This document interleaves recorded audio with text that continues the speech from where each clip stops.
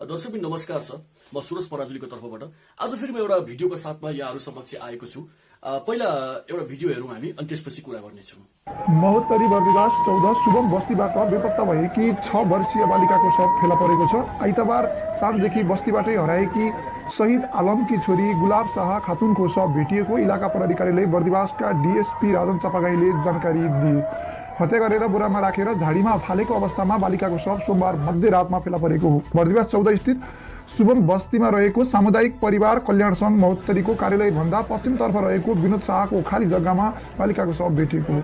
हत्या आरोपमा एक युवकलाई प्रहरीले नियन्त्रणमा लिएको छ। प्रहरीले गौशाला 5 का 25 वर्षीय अरुण कुमार शाहलाई नियन्त्रणमा लिएको डीएसपी चपागाईले बताए। उनका अनुसार ती युवकले आरोप स्वीकार गरिसकेका छन्। घटना प्रकृति हेर्दा बालिकालाई बलात्कार गरेर हत्या गरिएको स्थानीयले बताएका छन्। आरोपीले बालिकाको बलात्कार गरेर हत्या गरेको हो भन्ने प्रश्नमा डीएसपीले भने त्यो कुरा पोस्टमार्टम रिपोर्टले भन्छ। प्रहरीले आरोपी शाहलाई गौशालाबाट सोमबार साँझ नियन्त्रणमा लिएको हो। पूर्व पश्चिम राजमार्ग स्थित बर्दिवास भोला बसन्त चोकबाट नवक्षितिज क्याम्पस जाने मूल बाटोमा आरोपी शाहले घर बनाई अरुण किराना पसल सञ्चालन गर्दै आएका छन्। आइतबार साँझ पसलमा चक्लेट किन्न गएको बेला उनले बालिकालाई अपहरण गरेर घरमा लुकाएका थिए। मेरो छोरीको बलात्कारपछि हत्या गरेर लास फालेको हामीलाई लागेको छ, बालिकाका बुवाले शहीद आलमले भने। प्रहरीका अनुसार आइतबार साँझ बालिकाको बलात्कारपछि हत्या गरेर आरोपी शाहले बर्दिवास स्थित किराना पसल नजिकैको झाडीमा फालेर सोमबार दिनभर पसल खोलेका थिए। सोमबार स्थानीयले उनको पसलको सीसी क्यामेरा हेर्न खोज्दा आरोपीले भनेका थिए, किन हेर्न आएको, मैले बच्चीलाई लुकाएको। सोमबार साँझ मदिरा खाएर गौशाला स्थित घर पुगेका आरोपीले आफ्ना घर परिवारलाई बालिकाको हत्या गरेको बताएका थिए। त्यसपछि उनका परिवारजनले इलाका प्रहरी कार्यालय गौशालाको जिम्मा लगाएको त्यहाँका इन्सपेक्टर प्रकाश रेग्मीले बताए। गौशाला प्रहरीले बर्दिवास प्रहरीलाई आरोपीलाई प्रहरी नियन्त्रणमा रहेको खबर गरेका थिए। सोमबार राति 12 बजे बर्दिवासका डीएसपी चपागाईले ती युवकलाई लिएर शव लुकाएको स्थानमा पुग्न सफल भएका थिए। आइतबार साँझदेखि बालिकालाई प्रहरी गाउँले खोजी गर्दै आएका थिए। घटनाको खबर पाउन साथ घटनास्थल पुगेका बर्दिवास वडा नम्बर 14 का वडा अध्यक्ष भरत बहादुर हमालले बालिकाको हत्याले चिन्तित बनाएको बताए। इलाका प्रहरी कार्यालय बर्दिवासबाट 3 दर्जन प्रहरी घटनास्थललाई घेरा हालेका छन्। घटनास्थलमा पुगेका बर्दिवास वडा नम्बर 1 का वडा अध्यक्ष चुनामुडी पोखरेलले बालिका जीवित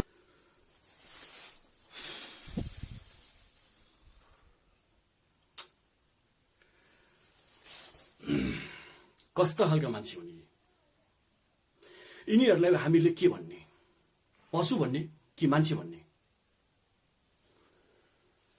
हे भगवान, कसले जन्माउँछ यस्ता मानिसहरूलाई? कसरी आउँछ यिनीहरूको दिमागमा यस्तो गु? कसरी आउँछ? यो 3-4 वर्षको टाइममा निर्मला पन्त, सम्झना विक, अब फेरि यो गुलाब शाह खातुन, बर्दिवासको केस, फेरि एउटा 6 वर्षको नानीलाई बलात्कार गरेर जमिनमा गाडिएको अवस्था। कसरी आउँछ यस्तो दिमागमा? हे भगवान, मलाई त सुन्दै यो के लाग्छ। फेरि त्यहाँ लास भुइँमा भइरहेको छ, जनताले गएर उता गरिरहेछन्, आगो लगाउनेतिर गरिरहेछन्। बरु त्यो लासलाई पहिला उठाएर लगेर हस्पिटलमा, हैन, लासलाई अब के गर्ने, पोस्टमार्टमतिर लाने कि कसो गर्ने, त्योतिर नलागेर जनता पनि के भएको? अब फेरि जसको घरमा, जसको बलात्कारीको घरमा आगो लगाउँदै हुनुहुन्छ उहाँहरूले, त्यो घरको छेउमा छिमेकीहरूको नजिक घरहरू छ, त्यो छिमेकीहरूको के दोष? भोलि त्यो घर आगो लाउँदै लागेर पुरै जल्यो भने त्यो छेउको घर पनि त जान्छ नि, होइन र? नेपालमा के भइरहेको छ? यो बलात्कारको घटना, बलात्कार जताततै यो के भइरहेछ? यति त मिडियामा आएको कुरो, जम्मा 3 जनाको जस्तो यो निर्मला पन्त, सम्झना विक, अहिले यो जुन बर्दिवासको हाल आज मात्रै आएको घटना, यो यति त मिडियामा आएको थियो। तर नआएको पनि कतिपय गाउँहरूबाट नआएको कुराहरू पनि छ। त्यति त झन् कति होला? कसरी जन्मिन्छन् यस्ता नालायकहरू? यिनीहरूलाई वास्तवमा भन्यो भने जिउँदै आगो लगाउनुपर्छ। मेरो विचारमा यिनीहरूलाई जिउँदै आगो लगाउनुपर्छ। बिचरा हेर, त्यो 6 वर्षको नानी हो, जसले दुनियाँ पनि राम्रोसँग देखिएको थिएन, जसले दुनियाँ पनि राम्रोसँग हेरिसकेको थिएन। बिचरा उसको घरको परिवारमा के भइरह होला, कस्तो वज्रपात भइरह होला, सोच्दा पनि एउटा काली लागेर आउँछ मलाई त। अब नेपाल सरकारले जति सक्दो छिटो त्यो हत्यारालाई लगेर थुनेको मात्रै छ अहिले, होइन, उनलाई जति सक्दो छिटो त्यो हत्यारालाई लगेर रुखमा झुन्डाउनुपर्छ मेरो विचारमा। तब मात्र यो बलात्कारको श्रृङ्खला जुन बलात्कारको चलिरहेको छ यसलाई बन्द हुन्छ। यो 1 महिना अगाडि पनि यो कोटेश्वरमा एउटा त्यस्तै केस चलेको थियो। कोटेश्वरमा पनि एउटा मैले भिडियो हेरेको थिएँ, त्यो पनि भिडियो हेरेको थिएँ, बलात्कार गर्न खोज्दै पक्राउ। त्यहाँ चाहिँ के भएको थियो, स्थानीयवासीहरूले चाहिँ जुन त्यहाँको स्थानीयहरूले चाहिँ पक्रिहाल्नु भएको थियो। अनि कोटेश्वर चौकी कि कहाँ बुझाएको भन्ने कुरो पनि एउटा भिडियो आएको थियो। यस्तो भिडियोहरू आइरहेका छन्, दिन प्रतिदिन आइरहेका छन्। बलात्कारको घटना यो कस्तो के भइरहेछ देशमा, हेऱ्यो जताततै हत्या, हिंसा, बलात्कार के भइरहेछ यो। हामी नेपाली अब कसरी सुरक्षित छौँ त? हामी सुरक्षित छौँ? के लाग्छ तपाईँहरूलाई? कमेन्ट गरिदिनु होला तल। दर्शक पनि एउटा के भन्न चाहन्छु भने, अब म पहिला हाम्रो यो जुन यो मेरो भिडियो छ, जतिजनाले हेरिराख्नु भएको छ, जुन च्यानलबाट हेरिराख्नु भएको छ, त्यस च्यानलहरूलाई चाहिँ सब्सक्राइब गरिदिनु होला र फेरि अर्को भिडियोको प्रतीक्षा गर्नु होला। म अर्को भिडियोमा फेरि आउनेछु। अब हामी कुरा गरौँ यो बलात्कारको श्रृङ्खला, जुन यो निर्मला पन्तको हत्यारा पत्ता लागेको छैन अझै, पुलिसले कतै केही पत्ता लगाएको छैन। फेरि सम्झना विकको त्यही हालत छ। फेरि अर्को देशमा हामी कसरी सुरक्षित छौँ त? अब यो देशमा हामी कसरी सुरक्षित छौँ? के हामी सुरक्षित छौँ? हाम्रो चेलीबेटीहरू के सुरक्षित छन् त?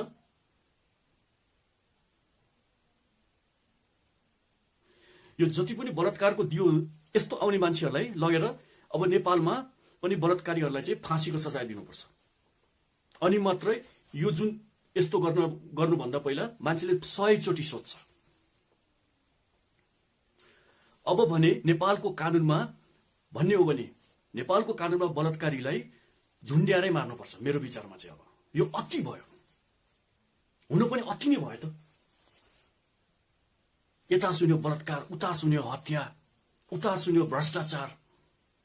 हाम्रो देशको नेताहरू के गरेर हेरिरहेछन्? के हेरिरहेछन्? गर्नु चाहिँ त्यो माथि के गर्छन्? त्यो कुर्सीमा बसेर मात्रै घुम्ने हो। म माननीय प्रधानमन्त्रीज्यूलाई सोध्न चाहन्छु, के गरिरहनु भएको छ तपाईँ? तपाईँ के गरेर बसिरहनु भएको छ त्यो कुर्सीमा? काम के गरिरहनु भएको छ तपाईँले? नेपाली जनता के सुरक्षित छन् त? यहाँ जताततै बलात्कारको घटनाहरू सुनिएको छ। बलात्कार, हिंसा के हो यो? लुटमार। एक त लकडाउनले यस्तो नेपालीहरूको यो पुरै अहिले अर्थव्यवस्था खत्तम पारिदिएको छ। मान्छेले बिहान के खाउँ बेलुका के खाउँ भइरहेछ। उनीहरूलाई चाहिँ जताबाट आए पनि लुट्नै मात्र छ। कति लुट्छौ तिमीहरूले? हामी नेपालीहरूबाट कति लुट्छौ? कति दिन लुट्छौ? जब तिमीहरू सत्तामा हुन्छौ लुट्छौ, अनि जब फेरि चुनाव आउँछ, नमस्कार हजुर मलाई भोट दिनु पर्यो भन्दै माग्ने भएर हामीहरूको अगाडि आइपुग्छौ। माननीय प्रधानमन्त्रीज्यू के गरिराख्नु भएको छ? कहाँ हुनुहुन्छ उहाँ? कि उहाँ पनि इन्डियाको महात्मा गान्धी जस्तै हुनुभयो, बहिरो, अन्धा र लाटो? लाटो प्रधानमन्त्रीज्यू कहाँ हुनुहुन्छ तपाईँ? आउनुहोस्, तपाईँको सबैले पर्खिरहेका छन्। बोल्नुहोस्, काम गरेर देखाउनुहोस्, उखान टुक्का मात्रै नगर्नुहोस्। नेपालीहरू तपाईँको उखान टुक्कादेखि सबै दिक्क भइसकेका छन्। तपाईँलाई के लाग्छ नेपाल चल्छ त उखान टुक्काले? देश चल्छ उखान टुक्काले? त्यत्रो वर्ष जेल बसेर आएको मान्छे भन्नुहुन्छ, तपाईँ मान्छे मारेर जेल बसेर आउनुभयो हैन? कुनै एउटा राजनीति उसमा त सब्जेक्टमा त तपाईँ गएर बस्नुभएको होइन। अब तपाईँहरू जस्तो नेताहरूलाई चाहिँ हामी युवाहरूले निकालेर फाल्ने दिन आइसकेको छ। अब प्रत्येक घरबाट युवाहरू निस्किने बेला भएको छ। देखिराख्नु भएको छ, यता हेऱ्यो बलात्कार, यता हेऱ्यो हत्या, यता हेऱ्यो के छ, दिमाग खराब भइसक्यो। विदेशबाट बस्ने नेपालीहरू त्यस्तै छ हालत। म पनि विदेश बसेर आएको, पहिला बहराइन बसेँ, म कतार बसेँ हैन? नेपालको राजनीति ठुक्का अब यो राजनीतिलाई हामी जस्तो युवाहरूले देशलाई राम्रो बनाउनुपर्छ। यो बुढा सडे गलेका सबलाई निकालेर फाल्नुपर्छ। यिनीहरूलाई जति पनि यो बुढाहरू हुनुहुन्छ देश बिगार्ने हो, यिनीहरूले देश बिगार्ने हो, देश बचाउने होइन। मलाई अस्ति भर्खर एउटा हेमराजजीको एउटा कुरा साह्रै चित्त बुझ्यो। मलाई उहाँको इन्टरभ्यूदेखि लिएर हरेक कुरामा हेरिरहेको हुन्छु ज्ञानेन्द्र साईजीको। तर पछिल्लो अवस्थामा आएर ज्ञानेन्द्र साई पनि अलिकति चुकिराख्नु भएको छ, राजा ल्याउँछु भनेर, राजाको पक्ष ल्याऊ भनेर। राजा ल्याउँदा के समस्याको समाधान हुन्छ त? के यो यस्तो घटनाहरू फेरि आउँदैन भन्ने ग्यारेन्टी छ? के राजा हुँदाखेरि पहिला भएको थिएन र यस्तो घटनाहरू? भएको थिएन र यस्तो घटनाहरू पहिला? हामी के भन्ने? अब माननीय प्रधानमन्त्रीज्यूलाई मेरो ठाडो क्वेसन छ। तपाईँ गरी चाहिँ के राख्नु भएको छ? कुर्सीमा बसेर गरी चाहिँ के राख्नु भएको छ? हामी जनता चाहिरहेका छौँ, हामीले खोजिरहेका छौँ, हामी खोजिरहेका छौँ हाम्रो प्रश्नको उत्तर तपाईबाट। माननीय प्रधानमन्त्रीज्यू, तपाईबाट हामीले हाम्रो प्रश्नको उत्तर खोजिरहेका छौँ कि तपाईँ कुर्सीमा बसेर गरी चाहिँ के राख्नु भएको छ? प्रचण्डजीसँग पनि फुट्नु पर्यो भन्ने यहाँ कुराहरू आइरहेको छ आज मात्रै। के हो यो गठबन्धन? वारे गठबन्धन, गठबन्धन। राम्रो काम गरिरहनु भएको छ प्रधानमन्त्रीज्यू, माननीय प्रधानमन्त्रीज्यू, राम्रो काम गरिरहनु भएको छ कुर्सीमा बसेर। त्यो तपाईँलाई लागिरह होला, तर हामी जनतालाई लागेको छैन। तपाईँले सिर्फ उखान टुक्का मात्रै गर्नु जान्नुहुँदो छ, देश चलाउनु होइन। देश चलाउनुको लागि तपाईँ सक्षम व्यक्ति होइन।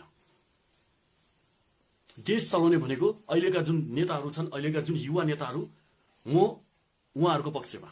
जस्तै पुण्य प्रसाईज्यूहरू हुनुहुन्छ, उहाँहरूको सोच मलाई एकदम राम्रो लाग्छ। ज्ञानेन्द्र साईजीहरूको, हेमराज थापाजीहरूको, उहाँको सोच माइन्ड बवाल छ। अब तपाईँहरूले यस्ता नेताहरूलाई चाहिँ दिनुपर्ने भयो। अब आफै कुर्सीमा बसेर होइन। तपाईँ यदि आफैले जबरजस्ती कुर्सीमा बस्नुहुन्छ भने तपाईँहरू जस्ता नेतालाई हामी जनताले तपाईँलाई निकालेर फाल्दिनेछौँ। हेर्दै गर्नुहोस्, त्यो दिन छिटै आउँछ।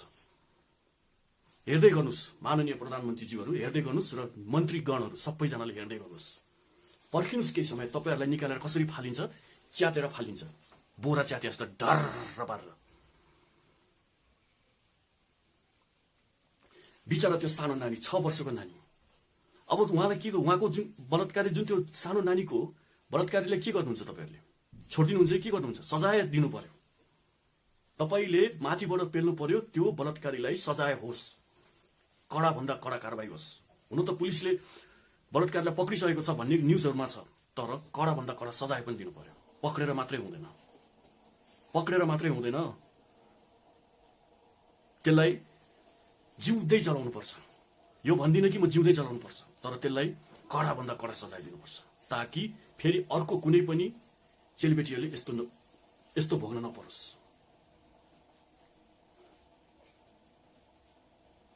ए बैरो सरकार सुनिराख्नु भएको छ मैले के भनिरहेको छु? ए बैरो सरकार सुनिराख्नु भएको छ कि छैन? तपाईहरू जस्तो 2 कौडीको सरकार भएपछि जनताले पाउँछ दुःख, जनताले पाउँछ दुःख। वास्तवमा चाहेको के हो तपाईहरूले मैले बुझ्न सकिरहेको छैन। देशमा यस्तो भइरहेछ, चुपचाप कानमा तेल हालेर सुतिराख्नु भएको छैन। हाल्नुहोस्, हाल्नुहोस् कानमा तेल। कति वर्ष हाल्नुहुन्छ? अब तपाईहरू जस्तो नेतालाई युवाहरूले फाल्नेछन्। अब छिट्टै युवाहरूले फाल्नेछन्। कसरी बाँच्ने नेपालीहरू अब यस्तो अवस्थामा? जतै यस्तो छ, हत्या, हिंसा, बलात्कार। के हो यो? कस्तो देश, कस्तो बनाउनु भयो तपाईहरूले? तपाईहरू जस्तो नेताले। नेपाल कस्तो थियो? गणतन्त्र आइसकेपछि खुसियाली हुन्छ, सबैले राम्रो हुन्छ भन्ने त्यो सपना खोइ कहाँ छ? यही हो गणतन्त्र? के यही हो गणतन्त्र? गणतन्त्र भन्छन् यसलाई? कसरी यो गणतन्त्र भयो? यो गणतन्त्र कसरी भयो ल भन्नुहोस्? हे भगवान, यिनीहरू यो साँडे, यो गोरुहरूलाई जति कुरा गरे पनि, जति भने पनि लाग्दैन, किनकि यिनीहरू बहिरा छन्, अन्धा छन् र लाटो पनि छन्। म त यति नै प्रार्थना गर्न चाहन्छु भगवानसँग कि त्यो बलात्कारीलाई सजाय कडाभन्दा कडा होस्। अब त्यो सानो नानीको जुन बलात्कार गरेको छ त्यो बलात्कारीलाई सजाय होस् र ईश्वरले उहाँको परिवारलाई धैर्य धारण गर्ने क्षमता दिन सक्नुहोस्। बिचरा त्यो जुन बलात्कृत भएको जुन त्यो बालिकाको आमालाई कस्तो के भएको होला, त्यो बाबुलाई के भएको होला, सुन्दै पनि यो दिमाग हुन्छ, सोच्दै काली लाग्छ। अनि तपाईँ माननीय प्रधानमन्त्रीजीहरू कुर्सीमा बसेर मजाले हेरेर बस्नुहुन्छ, कानमा ठेसो खोज्नुहुन्छ, आँखा बन्द गर्नुहुन्छ र मुख बन्द गर्नुहुन्छ। घुम्ने कुर्सीमा बसेर घुमी घुमी आफ्नो स्यालेरी पकाउने काम मात्रै गर्नुहुन्छ। काम भने जिरो। अब तपाईहरू जस्तो झोले नेताहरूलाई, तपाईहरू जस्तो काम नलाग्ने, तपाईहरू जस्तो सडे गलेको बुढापाका नेता जो कामै छैन, देशको क्यान्सर, तपाईहरू जस्तोलाई टिपेर फाल्न हामी जस्तो जनताहरूलाई पनि आउँछ। तपाईहरू हेर्दै जानुहोस्, हेर्दै मात्रै जानुहोस्। Wait and watch. यति भन्दै दर्शकबिन त्यो सानो नानीको हार्दिक हार्दिक हार्दिक श्रद्धाञ्जली व्यक्त गर्दछु। त्यो सानो नानीलाई हार्दिक श्रद्धाञ्जली व्यक्त गर्दछु म। उहाँको